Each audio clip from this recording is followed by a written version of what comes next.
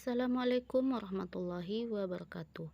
Kembali lagi bersama saya Tasmiati SKM, peserta latihan dasar CPNS tahun 2022, Angkatan 11, Kelompok 1, Lingkup Pemerintahan Kabupaten Mamuju.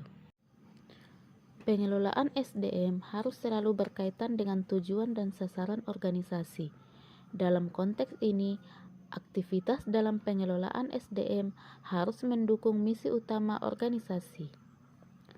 Pengelolaan SDM atau ASN dilakukan untuk memotivasi dan juga meningkatkan produktivitas pegawai dalam melaksanakan tugasnya, sehingga mampu berkontribusi pada pencapaian tujuan dan sasaran organisasi.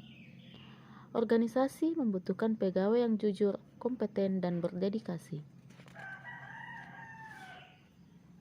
Untuk mendapatkan profil pegawai yang produktif, efektif, dan efisien tersebut, diperlukan sebuah sistem pengelolaan SDM yang mampu memberikan jaminan keamanan dan kenyamanan bagi individu yang bekerja di dalamnya. Sebuah sistem yang efisien, efektif, adil, terbuka, transparan, dan bebas dari kepentingan individu, politik, dan kelompok tertentu. Kondisi ini memberikan lingkungan yang kondusif bagi pegawai untuk bekerja dan berkinerja karena merasa dihargai dan juga diperhatikan. Nah, sistem merit berdasarkan pada objektivitas dalam pengelolaan ASN menjadi pilihan bagi berbagai organisasi untuk mengelola SDM. Kualifikasi, kemampuan, pengetahuan, dan juga keterampilan pegawai yang menjadi acuan dalam pengelolaan ASN berdasarkan sistem merit menjadi fondasi untuk memiliki pegawai yang kompeten dan bahagia. Sistem merit merupakan salah satu sistem dalam manajemen sumber daya manusia yang menjadikan kualifikasi, kompetensi, dan kinerja sebagai pertimbangan utama dalam proses perencanaan, perekrutan, penggajian, pengembangan, promosi, retensi, disiplin, dan pensiun pegawai. Bagaimana penerapan sistem merit di Indonesia?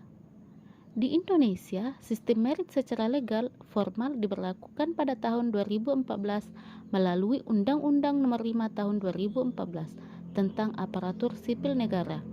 Dalam undang-undang tersebut dinyatakan bahwa kebijakan manajemen ASN berdasarkan pada kualifikasi, kompetensi, dan kinerja yang diberlakukan secara adil dan wajar tanpa membedakan latar belakang, politik, ras, warna kulit, asal-usul, jenis kelamin, status pernikahan, umur, atau kondisi kecacatan, atau tanpa diskriminasi.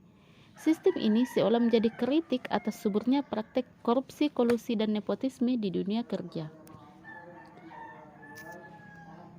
Pemberlakuan sistem merit di Indonesia dalam birokrasi Indonesia bertujuan untuk menghasilkan ASN yang profesional dan berintegritas dengan menempatkan mereka pada jabatan-jabatan birokrasi pemerintah sesuai kompetensinya. Pemberian kompensasi yang adil dan layak, mengembangkan kemampuan ASN melalui bimbingan dan diklat, melindungi karir ASN dari politisasi dan kebijakan yang bertentangan dengan prinsip sistem merit. Bentuk implementasi penerapan sistem merit dapat dilihat dan digambarkan sebagai berikut. Pertama, penyusunan dan penetapan kebutuhan.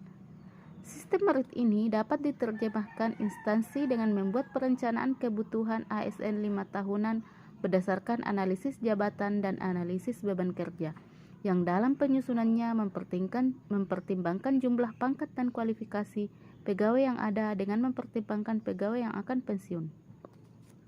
Kedua, pengadaan. Salah satunya dengan mekanisme rekrutmen pegawai yang terbuka, transparan, dan kompetitif. Ketiga, pengembangan karir. Dalam aspek ini dapat berupa kebijakan atau program pengembangan karir berdasarkan hasil pemetaan talenta. Keempat, promosi dan mutasi. Sistem ini dapat diwujudkan dalam bentuk kebijakan pengisian jabatan pimpinan tinggi melalui seleksi terbuka untuk memberi kesempatan semua pegawai untuk berkompetensi. Kelima, penilaian kinerja. Adanya evaluasi bekerja secara berkala. Keenam, penggajian, penghargaan, dan disiplin. Instansi mengaitkan hasil penilaian kinerja dengan disiplin dengan membayar tunjangan kinerja. Ketujuh, Jaminan perlindungan dapat dilihat dari adanya jaminan kecelakaan kerja dan program pensiun. Demikian, saya ASN berakhlak, saya bangga melayani bangsa.